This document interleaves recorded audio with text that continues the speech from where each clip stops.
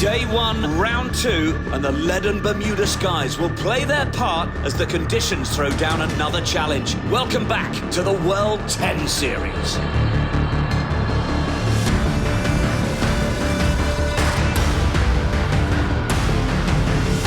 Scores to settle and a packed schedule in which to do so.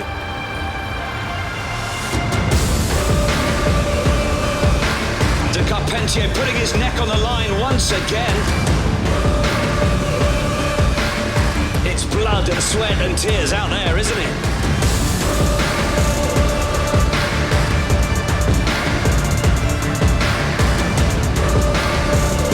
It's Tucker for the Aviators. He touches down. It's been a day of high drama, winners becoming losers as losers turn into winners.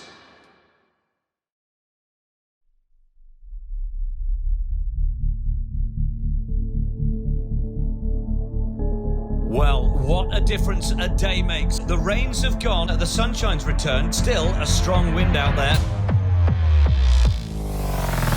Will the Royals be blown off course as they bid to win the World 10 Series lead? It's our first ever match play shootout. Matt Turner is cool as a cucumber. Here they are, SX10. They've isolated, they've watched, they've waited, and now they are here. The Dragons, the Rhinos, and SX10 will all have their part to play. Set out the napkins, polish the silver. The London Royals are having tea with the trophy. 7 teams will contest a final day. A blockbuster of knockout rugby awaits us on Saturday. And from the storm of the round 2, highlights to the tranquility of our magazine show. That is the wonderful thing about the World 10 Series. It is a package of contrasts. We've got 15s and 7s on the same field. We've played in hurricanes, we've played in brilliant sunshine. We've got the players absolutely breaking themselves as they get ready for Cup Finals Day. And we've got pundits, not quite so much, breaking themselves. Talking of contrasts, it's a warm welcome to Ollie Phillips and Rob Vickerman. We won't go into too many details because there are too many to cover, I think. But we're into the final week. 1 round to go in terms of that Cup Final action, Rob. I mean, given the state of the world right now, we've kind of got to savour the next 4 days, haven't we? Savour every single second of every single minute, it seems, at the moment. And the players very much under that remit as well. I know we're here in the luxury. The sun's finally back out. And I think it's that recuperation after what was pretty much a chaotic couple of days. So much rugby to digest. And the players are feeling it. And certainly the team and the broadcast. It was a significant offering all round. So exactly that. Savour every moment. What are we looking forward to on Cup Finals Day? As you just said, around contrast, it's a different challenge now. The league was a two weekends building towards it. Yeah, the consistency was needed to be there, etc., etc. You're managing your players. Knockout rugby is just all about every minute, every single second, giving it everything you can because one mistake and it costs you and you're out. So it poses a different challenge for these players, for these teams, compounded by the fact that a lot of them are reeling and feeling the effects from what was a pretty arduous and difficult league competition overall. So there's going to be some injuries, there's going to be some fatigue kicking in, and equally, they finished on Tuesday, they've got to go again in a cup competition where the intensity is probably going to be a lot higher on Saturday. Yeah, knockout from the very start. Just in terms of, we're obviously hugely sympathetic. There are so many troubles around the world at the moment and so many people having a very rough time of it. But I just wonder, as you look at what we've enjoyed over the last 2 weeks or so and what is to come, it's just been that wonderful sort of beacon of all things coming together in the way that we really hope in the not too distant future everything will start to get going in this way again. Yeah, gratitude's never far away from my world. I haven't talked to people with extensive academics on it all, and I think that's the one thing that players have. It's just they're so grateful for this chance, and that goes across all of our crew, all of every opportunity that we've got for it, and the timing of it couldn't be better because the world is screaming for that innovation that we keep talking about. There was nothing known, it was a blank piece of paper, and as we've seen throughout the progression of all of the games and the rounds, players are really grabbing it, they're owning it, they're different spins on it, there's variance, and ultimately different ways to succeed, which is why, I know, absolutely with you there, this has been brilliant. Tough, isn't it? Briefly. It's, you've got to enjoy these moments while they're here. People are looking for sunshine, and thankfully this World 10 Series is bringing it, because everywhere else around the world is pretty gloomy at the moment. And thankfully there's some live rugby happening out here in Bermuda. We are very much enjoying ourselves, and I know there are a lot of people, as we said, who are having tough times of it, but hopefully there's a little bit of joy that we are spreading in these glorious surroundings, and a lot of wish you were here, I suppose. But we've spoken to and met a number of very interesting characters amongst the players out here in Bermuda over the last 2 weeks. There's some big personalities on the coaching tickets as well, and let's now introduce you to the man who's at the controls of the Aviators. Ohio, population 11.5 million. State capital Columbus, east of Indianapolis, south of Detroit, the bottom right-hand corner of your set square. Also home to Tom Rooney, a former Ohio State University wrestler who began playing for the Columbus rugby team, Scioto Valley, in 1982. I didn't even know about rugby. I was a wrestler, yeah. I was average to good, and I walked on at Ohio State, got pounded for a couple of years, but all the guys that I knew from high school, different high schools in the area, were all telling me about this new game that they were playing. So I went out and I watched them. Oh, this looks like fun. Yeah, maybe I could do this. So how's this work? You train Tuesday, you train Thursday, you play on Saturday.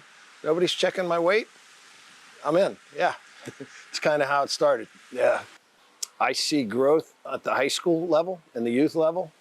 I don't see as much growth out of the high school football and athletes that you'd like to have. And I know for a fact that it's more difficult at the collegiate level. What do you think needs to change to improve that? I think you need to get a top level team, a professional team, and everybody kind of hitch their wagon onto that. And now your youth can be little aviators or something. And then I think you need to sink your teeth into the local community and let those rivalries spontaneously take over. That gets the parents involved. And once the parents are involved, it's magic. It just makes it easy for the rest of the way. Well, how about this opportunity then to have gotten some of the Ohio band back together and the World 10 Series? Yeah, we got to get the band back together from the pro rugby guys. Our coach is a past aviator. Our manager is an aviator. We've got 6, 7 of us playing with the Aviators. I think this is a great vision. It's something that's going to provide a new opportunity that doesn't currently exist in rugby. Paul Holmes, one half of Tiger Rugby, said to me last night, Tom's always done the right thing. He's always done what's right for the player and the athlete above his own ambitions. It's nice, isn't it? It's true. Is it true? He's a good man, Paul. Yeah, it's absolutely. Look out for the guy that's in the club first.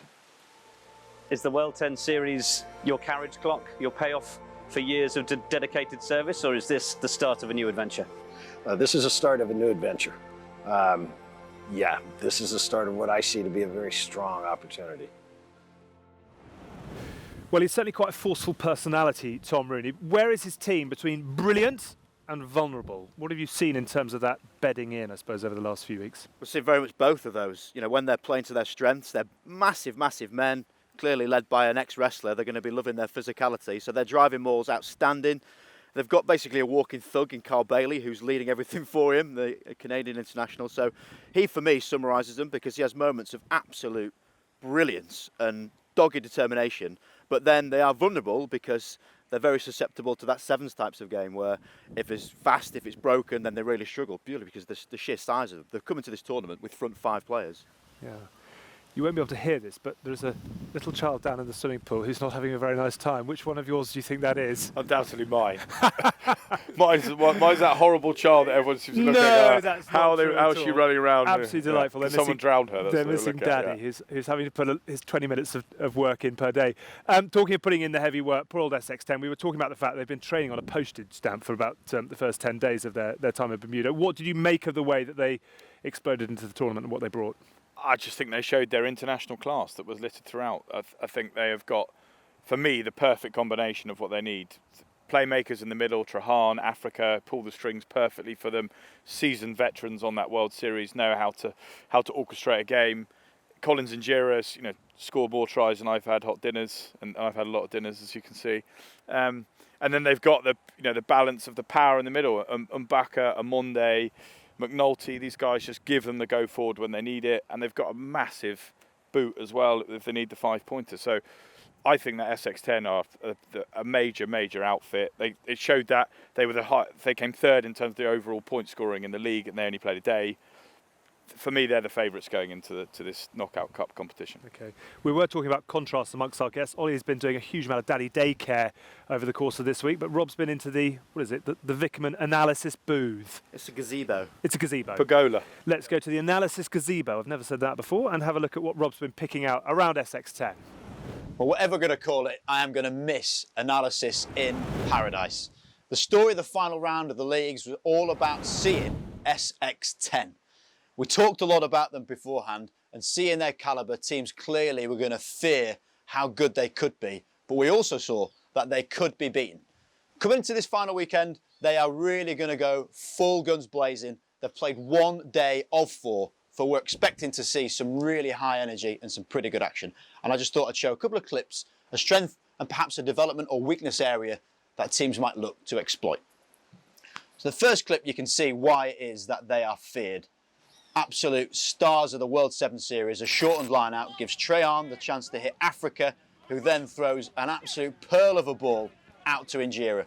Wales, South Africa and Kenya all representing for this SX10 team, and you can see why they are such a threat with ball in hand.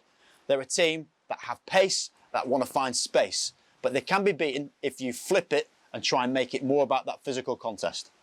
So you can see from this clip, Ohio very comfortable at putting 3, 4, perhaps even half of their team into breakdown to secure ball. That then means it's slow, and these collisions that they're having against just one defender mean that every single time they take the ball forward, they keep it quite easily. You do that enough times, near enough to their line, then they ended up scoring. They can make it very much about territory rather than letting the SX10 guys have their barbarian style to come to fruition.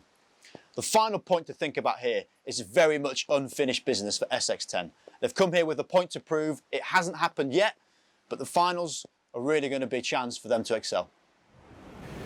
Well, I tell you what, we're going to really miss the analysis gazebo when we're back in the UK, in Leeds, on a wet Tuesday night doing our analysis. But we might as well enjoy it while we are here. And we're going to have a quick break now. When we come back, we'll take you behind the scenes of the operation on match day. But just to go to the break, a little bit of the Never Had It Club, dusting off their hamstrings, stretching their groins and having a bit of a run around on the beach earlier this week. It wasn't pretty. It was a lot of fun.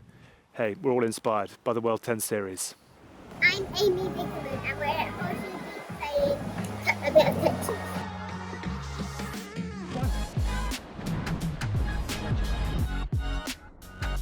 We're the Barbarians. Nice to meet.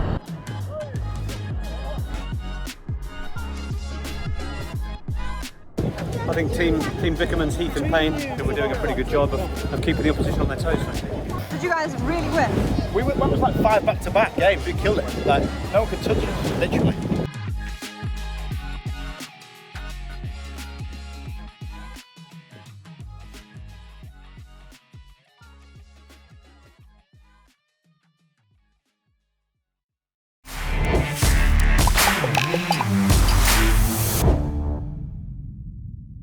You might have seen all of us wearing these earpieces, and if you've ever wondered who the people are speaking to us through all of the tech that we carry on us, I figured I'd take you behind the scenes and just show you where the true heroes, the guys who take the big hits, work.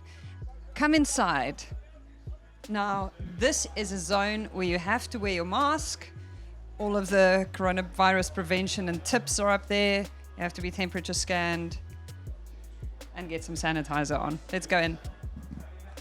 First up, you've got these big screens in the front and the director. Now, he's the guy who speaks to all of the camera operators. Me, Alex, Nick Heath, Rob Vickerman, all of us, we get our cue from this guy, and he speaks to everyone in this room as well. And that's why we all wear earpieces, so that we can hear him. These guys in the front row literally mark down every single thing that happens in a game. So if a try is scored or a conversion is taken, they annotate it here. They run with the stats, and on the far end there, those guys do all the graphics you see on the screen. So every strap that has someone's name on it, the score bug that animates, that tells you what the score is, all of that is controlled in this row over here. Now you need to see this little keyboard here in the front. These operators give you the replays, all of those interesting montages you see at the start and the beginning of broadcasts. In the corner here at the back, these guys are what we call racks, and they're busy controlling the contrast and the color, basically the quality of the picture that you see on your TV or on your screen, wherever platform you're watching us on. Tyrone over here is busy doing some editing, so he cuts together the highlights that we get out as soon as the broadcast goes off air. Andrew is busy turning everything around for Twitter, so if you follow us on Twitter or Instagram, he's speaking to the team running the digital product. He also writes all of the match reports, and basically every word you read about this tournament came out of that brain. In here, this guy has a door, because he's really sensitive to sound, is audio.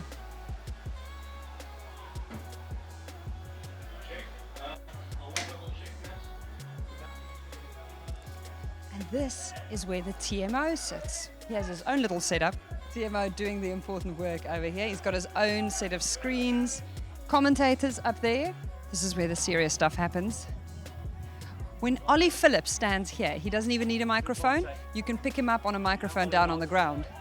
And over here, all of the music, all of the tunes you've heard playing out in the ground, PA systems, DJ.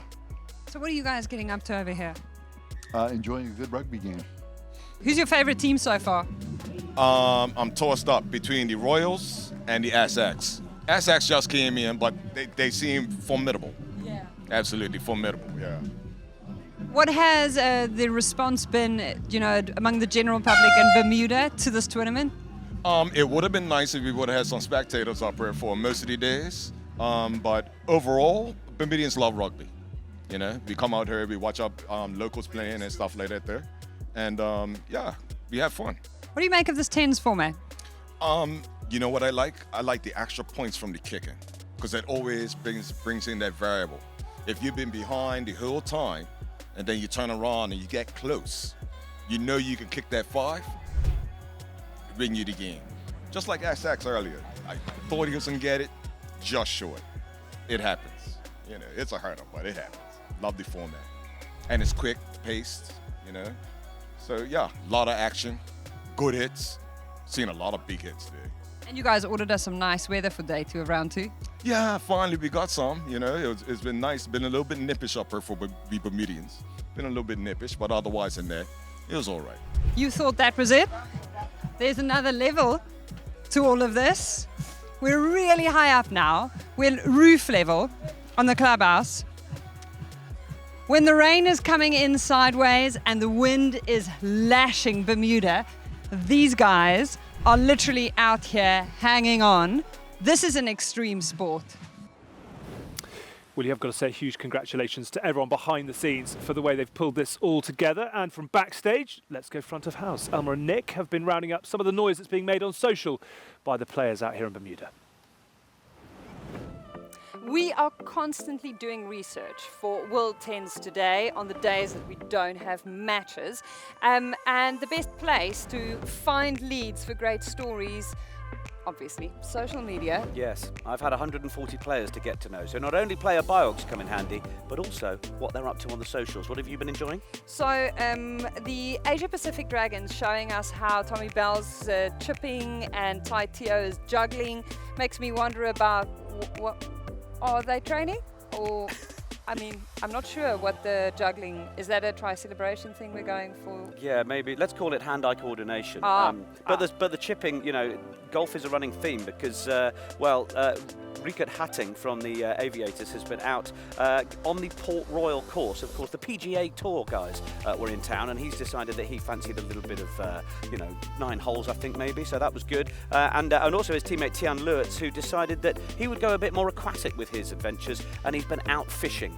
Caught a couple of big ones as well by the looks of things, so well done to him. Serious fishing business happening on the island. Also, some serious ice cream tacos. As it turns out, Harry McNulty found the spot and geotagged it. Thank you, Harry. I'm going to go find this because it looks phenomenal. And lovely to see Philip Sneyman and Cecil Africa, his SXM teammates, planting their coffee brand out here as well. Unfortunately, the other member of that business, Kyle Brown's just sitting at home looking at the photos going, and just looking at a couple of the other teams, the Miami Sun guys, they are still competing, even if it's walking touch, to try and just get a bit of the rust out of the legs. I hear Rusty Earnshaw not happy about the decision on a try given in one of their games. And also a shout to these people who, of course, have taken a couple of knocks because they put it all on the line at the World 10 Series. AJ Davis for the Royals, who is looking out to sea, contemplating life as he recovers from a bit of a knock. And Nick Feeks, he picked up a hamstring injury leading into round 1 and had to have a break. Then he went into round 2 and picked up a knee knock himself. So he has already left. He's actually gone back to be put back together. But we wish all of those who spent a bit of time in the treatment room the very best in recovery. And then Mark O'Keefe, thank you so much for this absolute gem from the Phoenix boat trip. This is taking it to another level on a boat. Good stuff. Thank you, Nick. Thank you, Elmer. We do want to start looking ahead to the Cup final and the teams in it in a few moments' time. I just also want to, I suppose, pick up on the fact it's been lovely out here that the teams don't have media handbooks or media managers. We've really met some characters, haven't we? It's true, and it's exactly what the sport needs. People need at the moment. They want to see a bit of inside, bit of banter, maybe a bit of risque banter as well as from time to time. But it's about exposing the characters, the personalities that rugby knows and loves so well, and that's what's been great about letting people loose with the mobile phone and just seeing what they come up with. Yeah, a little bit dangerous at times as well. We've spoken in the past about rugby's search for a global superstar. Jonah was the original and probably still remains the man with the greatest currency. Sia Khaleesi perhaps at the moment, but there aren't many who would ever rank alongside a Tiger, a Roger, a Serena, a Venus, etc. Is Tens a format, you think, and the ability as well for these guys to express themselves, where we could find someone who really does get cut through across the board? I think it's a really interesting concept you speak of there, because actually, tying in both of your points and comments there, rugby needs someone who is global, who is a brand, yet never before have we had accessibility like we do. So you mentioned Jonah, Tiger, Venus, Serena, those type of people.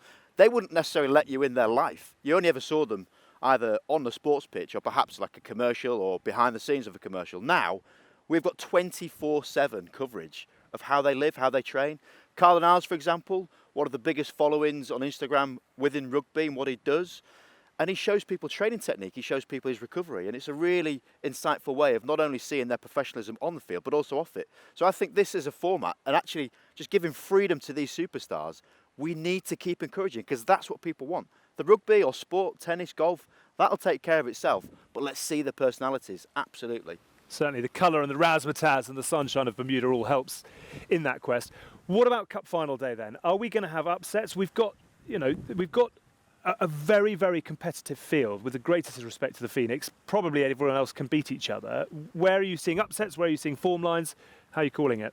It's knockout rugby. So I think all of the things that we spoke about from the first 2 weeks, conversion jeopardy, decision-making strategy, rolling off of subs, it just comes under the magnifying glass even more, because you have to, in those 20 minutes of play, make sure you get it right, because if not, you're out. I mean, that's what's the beauty of this. You're talking around like who are going to be the winners and losers, where are the opportunities. I mean, the favourites are obviously the Royals and the SX10. Royals winning the league, SX10 putting on a pretty decent show when they're finally allowed to play. The Asia Pacific Dragons come up against SX10 first up. Vix is cool. They could upset the apple cart, and if I were a team wanting to play SX10, I want them first up. Yep. Try and catch them cold, because once they get in their rhythm, going to be very, very difficult to stop. The Royals, in contrast, they've got a bye. Is that a good thing? Is that a bad thing? I personally would rather just play first up, get a game under my belt, rather than coming up against a side that's already had 20 minutes under their belt and they're into the running, into the rhythm of it all. We're going to get a fitting finale. I think we will. I think the Royals will absolutely swallow up that rest and throw themselves into their semi-final, so that's going to be great. I think, as Ollie mentioned, if the Dragons are going to take down the SX10, which I believe they can do, it would have to be in that first game. They've got 3 weeks of fitness under the belt, which previously they didn't have. So they're excited for it. And they've said all along the league was always going to be difficult for them, but the Cup is where they see themselves thriving. So we'll talk about those three teams specifically. Miami and Ohio Aviators, that's going to be another cracking game. Again, beating each other, beating many other teams along the way. So we are so balanced when we go into these games. It's going to be excellent. Don't tell my wife and kids, but I don't want to go home yet. It is fast approaching, unfortunately. We've had so much you've just fun. done it publicly, but there you go. Yeah, I know. I'm not sure she's a huge viewer of what I do, sadly. Okay. I'm not sure she'll remember who I am. But anyway, we're going to hope for a really good ending to what has been a wonderful 2.5 weeks out here in Bermuda. Do join us on Saturday for Cup Finals Day. It is all open, it is all on, and it should be absolutely fantastic. Thank you, chaps. You're back to Daddy Daycare. You're going to go and do a bit more prep. That's how we roll out here in Bermuda. Be seeing you at the weekend.